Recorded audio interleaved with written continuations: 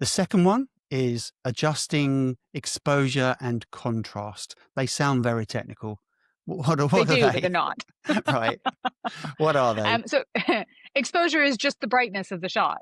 So a lot of times, especially with food actually, but also where you've got people standing in front of a really bright background, you maybe are darker or the food is a bit darker. And in order to make that kind of really pop, if you adjust the exposure on that image, and you don't have to have fancy tools for these. So in my download, I do list some programs you can have, which are paid for, like Adobe Photoshop and Elements, but there are some online and web-based and mobile-based tools that you can use to do this. And you can actually do it in most phones directly anyway.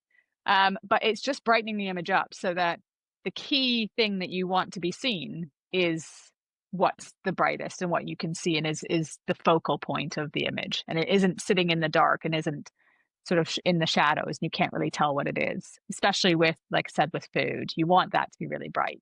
Yeah. And the contrast is the same things. Contrast is just the difference between the lights and the darks.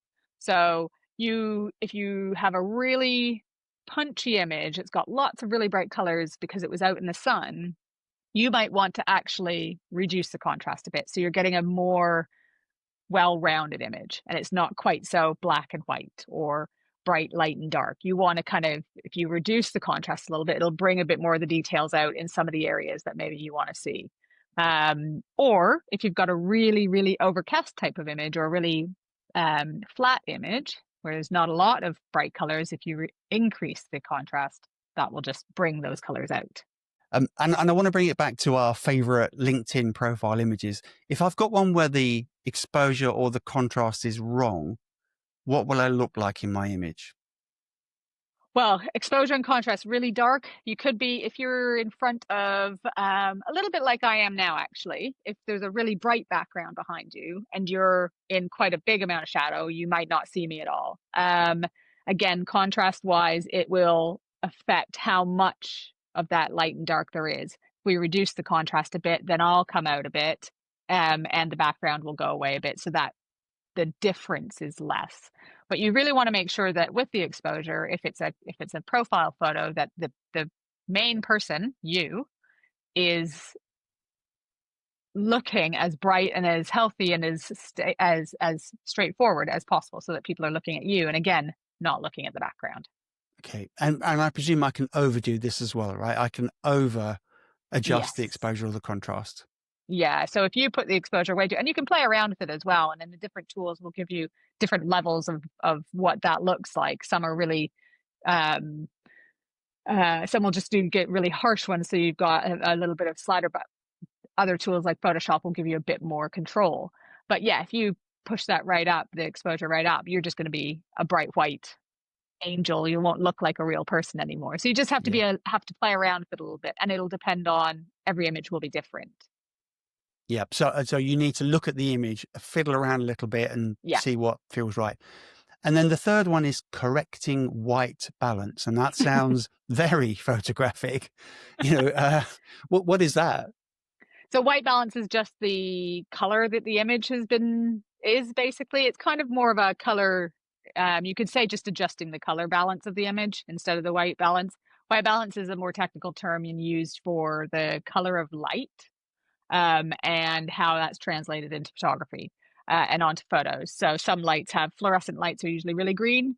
And so if you're in I don't know, an office setting where you're just taking photos of, you're doing them yourselves in your business, you've got somebody against a white wall and you've got fluorescent lighting, they're going to come out with a bit of a green cast.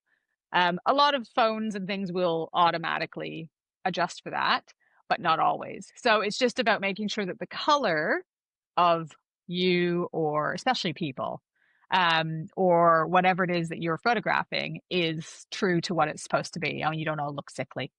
Right. But if I'm not an expert, if I don't know what I'm doing, how do I even know, sort of what to pick? How do I So know what the end there's, result should look like? yeah, there's, again, a little bit about it needs to appeal to you. We all have a natural sense of what a good image looks like. And having a bit of a play around with an image that's got a green cast on it will allow you to see what works and what doesn't. There are tools that you can use, and as I said, in the programs that you use or whatever it is, white balance will be a setting that you can adjust. So it will say, it'll have a slider, or it'll have a button or whatever that is, that you can just slide one way or the other, and it'll either make you look more green or it'll make you look more normal. So it really depends on what it is. But I think a lot of this is going to be a little bit about playing around, using the tools and the suggestions that I've put in the guide, and then just seeing what works for you. Right. Okay. And what about if I wanted to be really artistic and I wanted to look very different and I wanted to deliberately overexpose myself or deliberately look a bit green? I mean, is that allowed? Am I, is, or do I, Absolutely. Some people do that, and there's some really interesting stuff there. Really high contrast images. Some people will do that on purpose. So some people will really throw the contrast up, so you're getting a massive black and white difference, or a really big difference in your shadows and your highlights. But it's a stylistic thing. And if that's what you do with most of your stuff, then that becomes your style. And in which case, that's your brand. And then people are expecting that of you. right, If you only do it for one and it was an experiment, that's great. You can post that up and say, "This, I've done this and I've been playing around." It's just about what you like. And I think as soon as you find a style that you like, then you can replicate that across all the different stuff that you use. right. And it becomes part of your brand almost, like Yeah. it says something about you.